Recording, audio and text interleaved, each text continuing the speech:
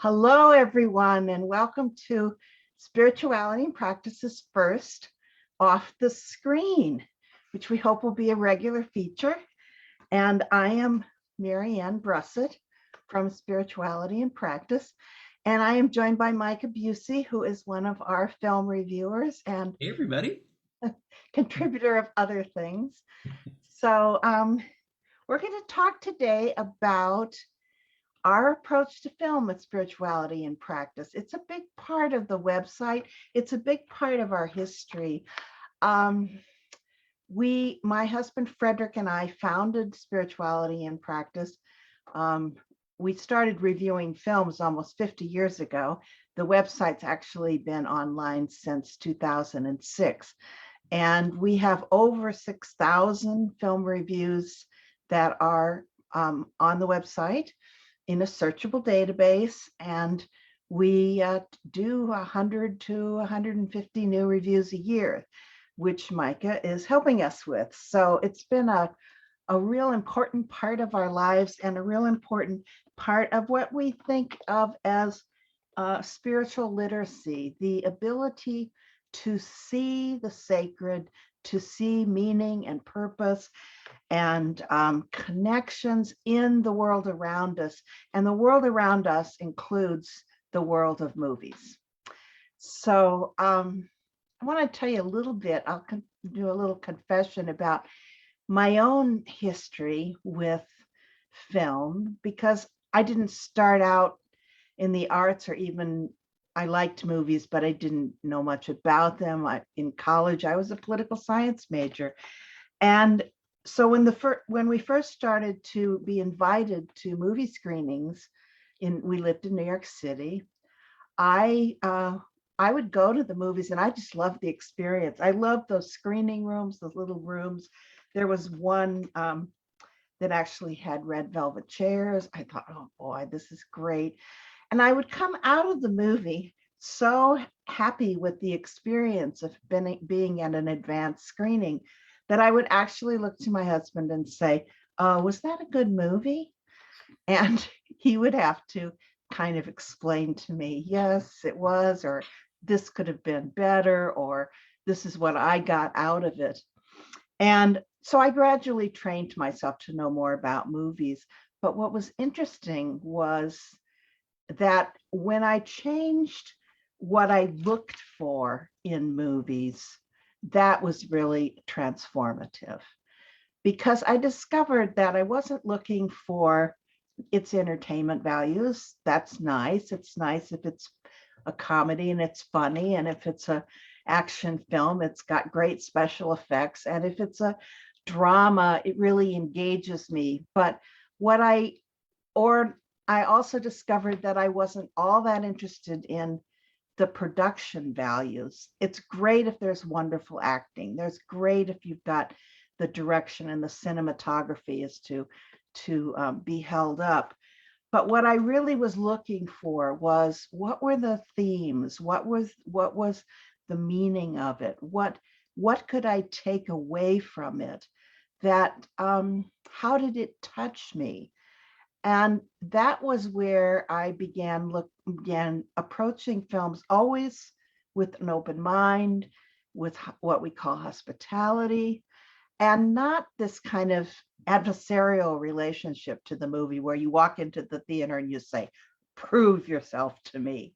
It's not necessary. I can find something in a movie even when somebody else might not even think it's worth my time and energy, but I can really befriend a film. We've got some ways to do that that we'll talk about in a minute, but I just wanted to invite Micah to tell us a little bit about his history with film and how he got into it. Well, thanks. And you know, Marianne, both that I'm so grateful for the way that you and Frederick and Spirituality and Practice have taught your viewers and your community over these past years how to befriend a film. So I'm super excited to talk about that. And then you also know that I'm super jealous of your Oscars background. Just for all of you to know, the whole plan was for me to have an Oscar background as well, but I'm stuck at home instead the virtual background didn't work. So if you want to be at the Oscars, go with Marianne. If you want to be in my apartment, you're more than welcome, but no celebrities over here, I'm sorry to say. But I think my relationship with film and art in general, goes back to a very young age. I grew up the son of a pastor, and film and art was just something that I loved from the moment that I can remember. And because film is so much more accessible, and comes into our homes in a way that not all other art forms come into our home, film is just something that I really, really attached myself to. And I would say that, the two main short anecdotes that I can tell are that, first of all, in my congregation at Judson Memorial Church in New York City, there's a joke that when people see a film or see a piece of art, and they tell me about it. If I ask, what did you think of it, and they didn't like it, many of them will say, you would have liked it. Because I have this reputation in the congregation that I can talk long enough about something that I can convince myself that I had a transformative experience while experiencing it. And, while that is a joke in the congregation, I think that it also is something that I'm very proud of, not because I think that healthy dialogue about how something could have been more successful isn't useful, especially in the developmental phase, but more that I actually don't really get much out of closing myself off to something. Instead, I find that if I open myself up to something, and as you have articulated, attempt to befriend it and be hospitable and receptive to it, even if it is not something that I would recommend to someone or something that is to my usual taste, I can plumb the depths of it and find something or some things to take away. The other thing is that a delightful surprise that I found was that at my congregation, which is based in the Christian tradition, but has many, many faiths represented, and agnosticism and atheism very healthily represented in the congregation, our youth group is filled with kids who are seeking in the same way that middle schoolers and high schoolers do, but who, either because of their own choice or because their parents are agnostic or atheist, they're very, very skeptical of the pastor coming in, having a youth group session, and they're scared that I'm going to try to pull them into some kind of spirituality that they don't want to be a part of.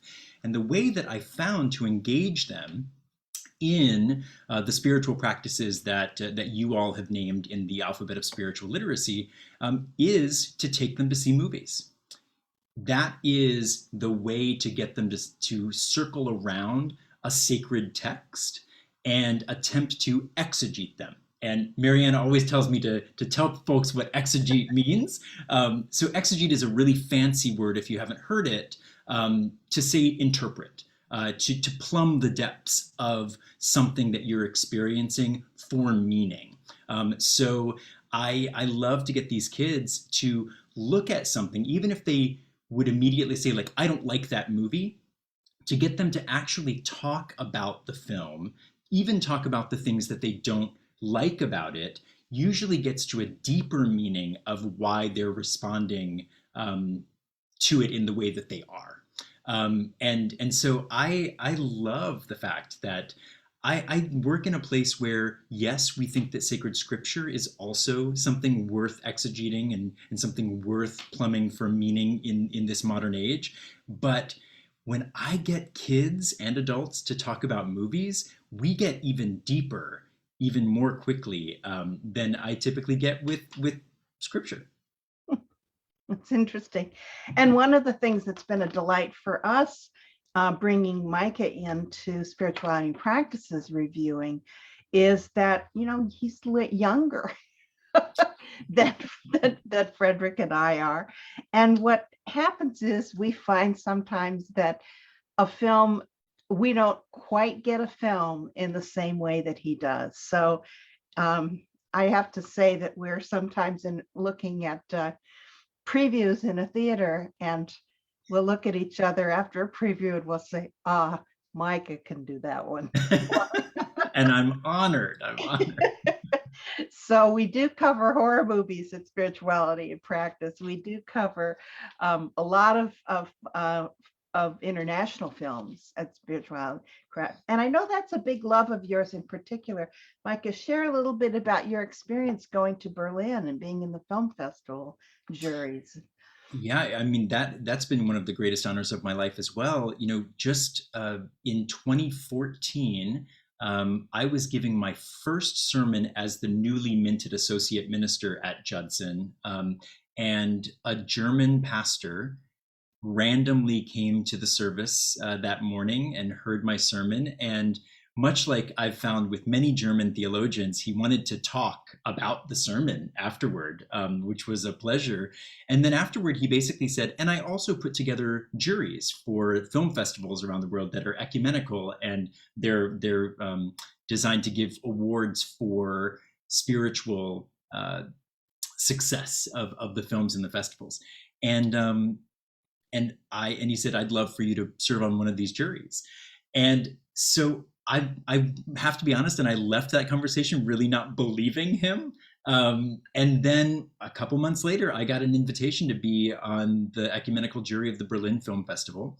And I have now gone to the film festival, except for these past couple of years of the pandemic. I've had the pleasure of being there both on the jury and then just as a viewer.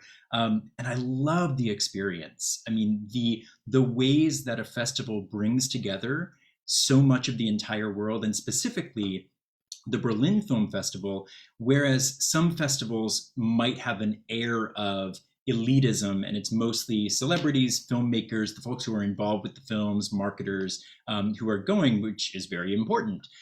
In Berlin, there is a huge outreach to the people of the city as well. So there's a tradition of people waiting on the corner, waiting in line, and sometimes not even caring what ticket they're buying. They just want to go see a movie. And I think there's real power, and I think it connects to what we're talking about, that it's about connecting over story. It's about connecting over the potential meaning that we could be gleaning both individually and communally from these pieces. So, I've ended up at movies at these festivals where if I had read the description of it in a magazine, I might not have written down that I definitely needed to see it.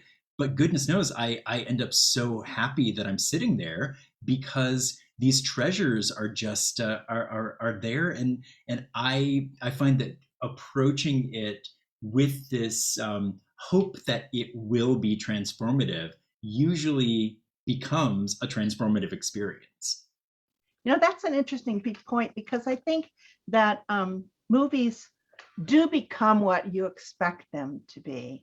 Mm-hmm. So if you hear that a movie's going to be a comedy, you look for the funny parts. You wait for them. If you hear that it's going to be scary, you're sitting in your seat waiting for those things to jump out from behind the curtains or something. And if you think that this movie has the potential to be transformative, that it has a message for you, you'll wait, you'll watch for that, you'll pay attention to it. So it is a matter in spiritual life. We often talk about what your intention is. And if your intention is to be moved, to be transformed, to learn something, to be connected, when you walk into that theater or turn on your device or your television and start streaming something, that's going to be what you get out of it. I absolutely agree. And I think along the lines of what you just described, I loved so much when Bong Joon-ho won the Academy Award for Parasite, and he made part of his speech about, like, don't be afraid of those little letters at the bottom of the screen. There are amazing movies waiting for you, if you're willing to watch films with subtitles. Yeah. And I think that's what's been so important to me. Not that you and Frederick also don't review a ton of international features, but I do find that particularly in the US, folks tend to shy away from an experience where they're going to have to be reading subtitles. Um, but I think that closes you off from such not only transformative experiences, but learning about cultures, learning about histories, learning about experiences that you very easily could not get from just reading a newspaper article or something like that. These international features, I think the rest of the world is really rivaling the U.S. Right now, and probably has been for a long time, in terms of taking this beautiful art form that has been honed in the U.S. And now, I mean, it is just the international features that are coming out now, I think, are so glorious. Yeah. So don't be afraid of subtitles. Well, and you may find people may find that as they get older, they turn on the closed captions anyway because their hearing's not so great. When they get older, I already have to do that. So you get used to those little words at the bottom of the screen. You know, Absolutely. the other area that I would really shout out, and we do a lot of coverage of it at Spiritual and Practice, are the documentary films. Mhm. Because for us, really, the documentarians are the prophets of our time, to use a religious title, because they are pointing out what it is we need to pay attention to, what it is that we need to be concerned about. Mhm. So we're going to talk a little later about some favorites, but we always pick in our best of the year, which we call the most spiritually literate films. We pick 20 documentaries every year because we find that genre to be so engaging and so important. Mhm. I want to talk about a few little tips that we use for befriending films. And I'll share I think one of my favorites, and I've missed it during the pandemic when we're seeing our films in our own media room here at our house. Um, what I always love is if you're sitting in a theater, and there's that moment when the lights go down and sometimes the curtains on the screen are pulled up or spread out. And I like to take that moment and just realize that I'm in a community, not only of the people sitting in the theater with me, but everybody who's seen this film already, everybody who's going to see it in the future, all of those people that made the film and have also waited for the screen to bring their work to them.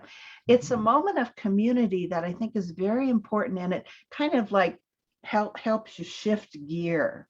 Mhm. There's a huge theater in New York City called the Ziegfeld. I don't know if it's still open. For a while it was going to close, but Mhm. it's huge theater, and we would kind of sit in the back and it would be full for screenings, and the lights would go down and there'd be all these little heads in front of us. And I just thought that was a magical moment. So there's that. And the other thing that I really do like is at the end of a movie, making a point of staying through the closing credits and watching them all roll, because that's an opportunity to express gratitude to all of the work and all of the people that have put something into making this movie for us. It's a gift of their talent. It's a gift of probably their blood, sweat, and tears. Mhm. And yet here they are. And there's the big people, the actors, the director, the cinematographer, but then there's all of those other people. And especially if you're in an animated film, it just seems to go on forever. Absolutely. But I do think there's a spiritual practice there. There's a practice of gratitude at Mhm. the end of a Mhm. film. Yeah, So and you're making it a sacred experience. yeah, You are ritualizing the viewing and the reception of the art. And I think, not to get us too far down this lane because I want to stay focused on film, but I think that that is something that we don't truly understand, in culture these days, or in a lot of culture is this act of ritualization and making sacred the things that you are experiencing. And that's what I super appreciate about what you and Frederick have done, with spirituality and practice, is that experience. Yeah. So do you have some favorite tricks of the trade for when you are how you befriend films? Absolutely. And I mean, I have to give you and Frederick credit, because what I'm going to say are my favorites are certainly from your article about how to make uh, film watching a sacred experience. I mean, one you've already started to allude to, and that's look for epiphanies. I think that what you just described, first of all, to me, seeing all the little heads and connecting them to the people who have made the film, and then through to the people who will watch this film for as long as it exists in the world, that's epiphatic to me. That is absolutely an epiphany that I can go through my daily experience pretty much asleep to. But this invitation to be awake to the communal experience that this film on a screen is calling you into, that's an epiphany. And if you can keep yourself looking for those little epiphanies all throughout, even the ones that make you feel uncomfortable, the ones that call you to look at some assumptions that you've made, some ways that you live that could at least be excavated, if not, completely called into question. I think those epiphanies, if you look for them, they're there. And then the other one I think that you will not be surprised by, but look for the shadow, be comfortable with the shadow. And I think the shadow can come in so many different forms. I think that, shadow is basically in every story that we experience and create in some way. But you know that I have a special love for the horror genre, which I think, I think many people, particularly if they're coming to the spirituality and practice site, wouldn't necessarily expect for horror films to like find their ways into so many of the corners. But the reason that I really feel like they deserve our attention is because I think that, particularly with many of the horror films that are being made currently, and many of them directed by woman-identified directors, actually, I think that they are plumbing the depths of shadow in really, really fascinating ways. I have a special trick. If you think that you don't like horror films and you're scared about like the jump scares that might come, turn down the volume. The moment that you feel like something is gonna come and you're dreading it, and it might cause a jolt in your body and you're not gonna be able to handle it, turn down the volume just a bit. And I find that gets me through that. Also, I'm a big fan of just letting the jolt come too. But I think we don't deal with shadow enough, right? So we see that our world is full of it. I mean, we see violence, we see war, we see all of these ways that people enact violence on themselves, that they enact violence on one another, in both physical and psychological ways. But I think that oftentimes many of us will steer clear of the horror genre just because that's not the escape that we want. But I would say, pushing yourself a little bit, and especially the horror films that have been reviewed on spirituality and practice over the past few years, if you can push yourself a little bit to go there, I think getting comfortable with your shadow, I would even say befriending your shadow, and not being scared of the shadow that we've all got inside of us, can be the foundation for a remarkably transformative experience as well. Yes, and of course the spiritual practice of shadow is the practice of recognizing that there are aspects of life and aspects of yourself that you don't like, that you want to push away. But in order to be a whole person, an authentic person, you need to go through the exercise of of recognizing that shadow element, how it's reflected in your own experience and in your own personality, and if not embracing it, at least accepting that it's part of you. Mhm. And that's what I think you'll see. And the other thing I will say that we had a film a year ago on our most spiritually literate films, that I still am trying to convince people who live in my community, which is a retirement community. I still keep trying to get them to see it, and that's the film Relic. Yes. Because Relic is a horror film, but it is probably the most compassionate portrait of memory and loss and dementia that I have ever seen. And when you do know people that are suffering with Alzheimer's or other kinds of dementia, to have this experience of seeing a daughter and her daughter deal with their mother's dementia. It's an amazing movie, but it's very hard for me to get people to see it. I absolutely agree. You know Yeah, that I agree. yeah. I'll also say for anybody who's watching this that maybe has been like just a tad more convinced by what Marianne just said, I will say it. I am still haunted in the most beautiful way by the final few moments of that film. Relic, They yes. have stuck with, Yeah, yeah, yeah. it I has can stuck still with see it. me. Yeah, Yeah, yeah, it's exactly. it's astonishing and directed by a woman identified director. Yeah, And I think that's powerful. right. I think that the Babadook, Relic, Amulet, like all of these films that kind of have come out that where horror is being kind of reinvented. I think it is powerful. You can stop me from talking about more horror movies. Okay. Well, I do want to, a question we get sometimes is, what do we mean when we say at the end of the year that we are picking the most spiritually literate films, instead of the best 10 best or something? And we actually have never been very good at being too limited in our choices. So we have for years picked between 50 and 55 these most spiritually literate films. And what we mean by that is that we have on Spiritual Wine Practice identified 37 spiritual practices. You could also call them qualities of the heart and mind that are, we call it the alphabet of spiritual literacy.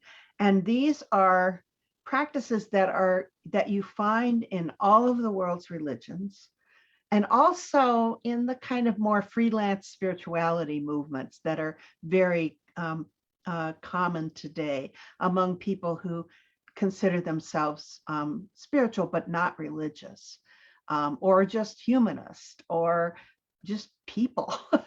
And the practices are things like attention and beauty, compassion, faith, forgiveness, meaning, transformation. So many movies are about transformation. The characters start out here and then they change by the end of the movie. That's the whole point. Lots of films are about love. That is another one of these 37 practices. Wonder. Uh, think of how many films have brought you into a sense of awe and wonder. Or zeal or mystery. I know that's a big one for you. So I think that what we do with the alphabet of spiritual literacy is that every piece of content on our website is coded to which of these practices, and sometimes there's more than one, it illustrates. It's a good example of. So part of my transformative relationship with film over the years has been that I have learned to apply these practices to a movie. And I can come out of a film and I can say, oh, okay, that film was about enthusiasm. That character demonstrated the practice of enthusiasm, or that film was about shadow. And the effort of looking at movies in this way has really become a practice of spiritual literacy, and also helped me see the rest of life as having this quality, because movies are often a slice of life. Mhm. And so when you look at the slice of life and you say, oh, this movie is a demonstration of the practice of compassion, I found that in this movie, then I can look around my world and my personal experiences and also find examples of compassion. Mhm. So for me, the alphabet, applying that has been really a valuable spiritual experience that's expanded my own literacy in that field.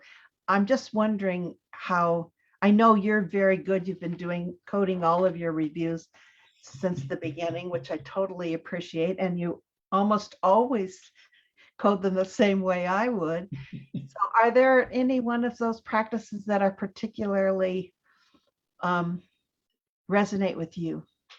Yeah, and before I get to those, I just want to say, I mean, I agree. As somebody who uses the alphabet of spiritual literacy in so many ways throughout my life, I mean, I already talked about, I mean, when I say that with the youth group at Judson, seeing films, and getting them to talk about these different elements of the alphabet. I mean, I literally use the alphabet with them, and I think that using it as a way of coding and giving a foundation for how your readers, how S&P's community um, can approach a film gives them a foundation to stand on as they approach it. And for me, I think that invites the active befriending of film even more than if we were just putting out a review and leaving it for folks to wonder whether we liked it or not. So I'm an evangelist for not many things, but I am an evangelist for the alphabet of spiritual literacy. And I think Let me just jump in here in yeah. case there's someone listening that doesn't know. If you go to spiritualityandpractice.com, on the navigation bar at the top, there's a section called practices. And the drop-down menu will show you this entire alphabet of practices and resources that are available for it. So that's how you can learn what all 37 of them, if we don't mention them all here today. Absolutely. I mean, and I encourage everyone to do it. It has changed my life. I think that for me, I feel like the three elements of that alphabet that I find myself coming back to again and again are connection, mystery, and justice. And I think I have an appreciation for every element of the alphabet, but for me, those three elements kind of tie everything else together. They're kind of, for me, the holy trinity of the way I approach the alphabet, because I think we need connection and are seeking connection. In a world of so many injustices, we need justice and we need to be nudged toward bending the moral arc of the universe toward justice. And then there's always going to be mystery. There's always going to be this element that is there that we cannot name, that we cannot actually define. And honestly, that's a blessing. That it calls us to not take ourselves too seriously or think that we are that we can define and know all. And so I think those are the three that I find myself leaning into the most. And of course, I've already named shadow, but the mystery I think we can find in basically all of the films that we review. There are some that of course lead with mystery more than others. But for me, a really, really spiritually literate film is always leaving a little bit of a space for mystery. It's not answering all of the questions for me. It's not connecting all of the dots for me. It's leaving me to do some of that sacred and holy work of finding my way through. Yeah. I've been interested this, it seems like the last year, and maybe this is a function, maybe this is an outcome of the pandemic. It seems as if we're coding a lot of films toward the practice of attention. And it may be that it's the little things around us when we've been going through lockdowns and are and not traveling as much, all of these things, that we start like noticing what's happening around us. And I'm thinking of there's a film called About Endlessness, in which the entire sound there are all these little vignettes, all these little scenes, and the narrator says, I noticed a woman who was having trouble with her shoe. And then you see this little vignette of a woman whose heel is broken in the train station. Or, I saw a man who was taking his daughter to school. And when you kind of like that little refrain, I noticed, it's something like, I can go out for a walk and I'll say, oh, I noticed that the flowers are blooming in so-and-so's yard. I noticed someone out for a walk. And this kind of attention it's really a primary spiritual practice. It's not only the first alphabet, but it's that attentiveness. And I do like to think about that the phrase we use about films is to say, I attended a film. And I love the idea that, yes, you are giving the film your attention, and the film is teaching you how to be more attentive. Because you've only got 2 to 3 hours to figure out what this thing is saying to you.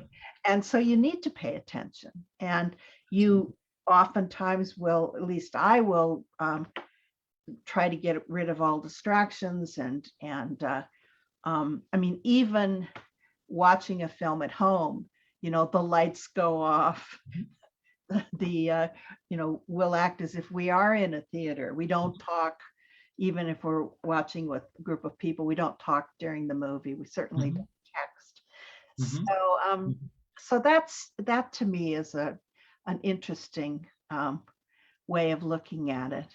I absolutely agree. And I mean, you just basically said the main thesis of what I'm about to say, like that I think in a world that not only is constantly distracting us, but kind of feeds off of us being distracted, attention is a truly radical act. To actually pay attention to the thing that you are attending is I would say it's often unheard of in culture these days. And so I also have a rule for myself. Definitely when I'm at a theater, my phone is turned all the way off. I have a vocation and a job where people are going to try to get a hold of me, but I kind of step back from that self-seriousness and realize an hour and a half, 2 hours. First of all, there was a time where people couldn't get a hold of you, if you were at the theater. And second of all, who am I to not take 2 hours to pay attention to this film instead? But now I've started to do it at home as well. There are other distractions at home, right? But I find that if I can stay looking at my screen, move the phone into another area and turn the sound off, it has really, really made my experience of film watching, and I would say film reviewing / recommending, much more rich. Well, this has been fun. We're so in sync. I mean, this is one of the reasons it's been such a joy for us to have you writing for Spirituality and Practice and other things that you do for the website. But I think since I'm sitting in this Oscar background, And the Oscars are coming up. For those who are watching this live, they're coming up this Sunday night. For those who watch it later, they were March 27th. And so why don't we break from the pattern of not being able to make a choice and having 50 most spiritually literate films, and each share like a one film that we think everybody should see, we hope wins an Oscar. And I'll start by saying that I really recommend Don't Look Up. And now for those, I'm hoping everybody knows what this film is, but it's basically a film about our world today, our culture. The scene is that two astronomers, played by Leonardo DiCaprio and Jennifer Lawrence, discovered that a comet is headed for the planet Earth. And when it hits in something like 6 months, it will be a planet destroying event. And so they set out to see if they can convince the nations of the world to do something to perhaps alter this comet's course. And what they discover, it's what they would call a black comedy. So there's a lot of very funny scenes. They discovered that people don't seem to think that this is a problem. The president, played by Meryl Streep, is more concerned with the midterm elections coming up and her Supreme Court nominee. The media, they go on a talk show, and a hilarious scene in which the media basically says, well, let's keep this light and simple because this is a talk show. We're just a morning show kind of thing. And then gradually the public starts denying the science and saying, oh, just don't look up, it's not coming. And so you have science denialism. Then there's enormous polarization emerges between those who believe the comet is coming and those who don't. And all of these things are really reflective of trends in our own society that we have seen with the pandemic and also with climate change. In fact, the film has been described as being to climate change what Dr. Strangelove was to nuclear war. Mm-hmm. So for me, a film that can raise all of these issues and make us look at ourselves more deeply and how we're behaving as a culture and what do we do about this, and then it's how the characters all respond. It's just very engaging film that way. And then I always love it when a movie you think you've got it all figured out, and then it throws in a little special scene that is just so moving. And in this case, there's a scene toward the very end, and you kind of figure that that comet is going to hit. And so it's the end of the world for the main characters and their family. And one of the characters is a young man who admits that he grew up in a religious home and he's had some religious indoctrination. And the group is at dinner and they say, somebody, maybe we should pray or something. And everybody's like going, oh, I don't know how to do that. This is not my experience. And Yule says, oh, I've got this. And he offers this incredibly beautiful prayer. One of our favorite spiritual teachers, a Christian mystic named Cynthia Bourgeot, she posted the prayer on her Facebook page, and she said, this is going in my prayer book as one of the most beautiful prayers I have ever seen.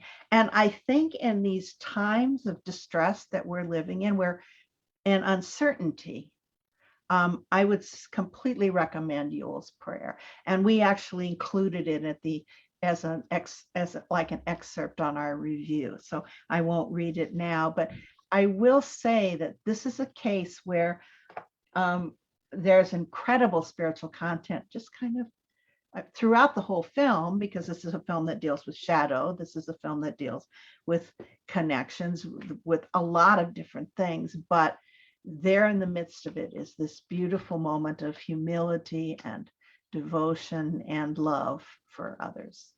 So that's why Don't Look Up is my favorite for Best Picture. How about you? Well, first, I want to affirm your choice and also say that in my experience and my reading, I think that Don't Look Up got um, a lot of negative reviews. I would argue because of of of critics not understanding the tone, and not understanding the shifts in tone. And I would argue that if we're talking about spiritual sustenance, I find the shifts in tone and the disorientation that caused in me as an attender of the movie, that to me seemed like part of the point. That I never quite knew if this was a black comedy, if everybody was in on it, if all the actors were acting in the same movie, all this stuff, like I kind of let that go. And I think that's also on your list of befriending movies, right? Let that go and sort of said like, okay, if I'm disoriented by what's happening here, Mm, maybe that's part of the point of learning that you that the entire planet and your life might be ended within the next few months. yeah. So I affirm. And I will say my favorite film of the year is Encanto, which I feel like is getting a lot of attention specifically for its music and specifically for one big song that happens in the middle of it, called "We Don't Talk About Bruno." And the music is glorious. The lyrics are glorious. That song is glorious. So get the soundtrack. And if you haven't seen the film, I think that you'll love it. So it has all of the elements of an animated Disney film that I think people love, but I would argue that it also kind of dismantles what folks expect from an animated Disney film, both slyly, because I think there are a few winks to how it is kind of making you expect that there's going to be a hero's journey, and then they kind of stop that in its tracks, and it goes in a little bit of a different direction, but also because it deals with shadow in a way that I think is a really beautiful internal experience of the main character named Mirabelle, who is a granddaughter within this family that decades prior had to escape their hometown and migrate, a Colombian family who then were tracked down, and the patriarch of the family was disappeared by the men who had tracked them down. And in the place where he was disappeared, the family was gifted with a candle, a flame that has burned eternally ever since that tragic moment. And where that candle burns, a casita erupted and became the home that this family has lived in ever since. And so, one other element here is that ever since then, each family member has been gifted a kind of superpower. But Mirabelle, who is essentially our main character, although it's also really an ensemble piece, she's the only family member who has not been gifted with a superpower that you can really experience on the outside. And so it's sort of her journey of figuring out what her gift is. It's also, I think, a very, very sensitive portrayal of generational trauma, especially when it's caused by forced migration. And it's this deep exploration of community and home and how you create family and home wherever you are. And also, I think also dissects, what gifts really are, and what society actually values as a gift versus what gifts people do have that might be a bit quieter. Um, and there's beauty throughout. I don't want to give away too much of the film because I think that the surprises of it are very much worth just experiencing a first time. But I will end by saying I have watched this film now 8 times. It is just and I rewatch films a lot, but this film, there's something about it where whatever experience I have at the end of it, I find myself wanting to have again and again and again. I weep at the end of it every single time, and it's something that the moment where I do weep, it's a bit unexpected. At least when you think about an animated Disney film and where the arc typically goes, what happens at the end of Encanto is something that I know that I needed to learn, and I especially needed to learn during this time of pandemic. And I think it's something that the entire world needs to learn and relearn and learn 8 times, maybe 800 times. Hmm. Wow. 8 times for the same movie. Boy. I will say I didn't watch to the end of the credits all 8 times because the Okay. credits are like 25 minutes long. That's great. Well, I'm just going to read down here the list of our other uh, some of our other films. I'm not going to read all 50 of this year's films, but we did each pick one. But let me just, in honor of all the other great films we saw this year, let me just read you the um, some more of our most spiritually literate film choices. One, of course, is Belfast, the Branagh film. Bergman Island is a very interesting film about artists and writers. Coda, of course, I think is such a heartwarming film about family love and yearning, that which is one of our practices. The desires that different characters have. Think how many movies are about desire and in order to become who you really are. Don't Look Up, of course, Encanto is on our top 10. Finch, fascinating movie about about a engineer, a dog, and a robot. The Lost Daughter was sobering and really did bring out some shadow. Um, Mass is a powerful story about the dialogue of two couples whose children were involved in a mass shooting. Of course, The Power of the Dog. I know. Do you want to say about a couple minutes about that? Because I know you love Sure. it, and I, and it's growing on me after I've seen it a couple times, So the Power of the Dog for me is one of those examples of a film where not all of the dots get connected, at least in my experience. And I found myself uh, really responding to the fact that this movie did not want to hold my hand and tell me exactly what was happening and where it was going at every moment.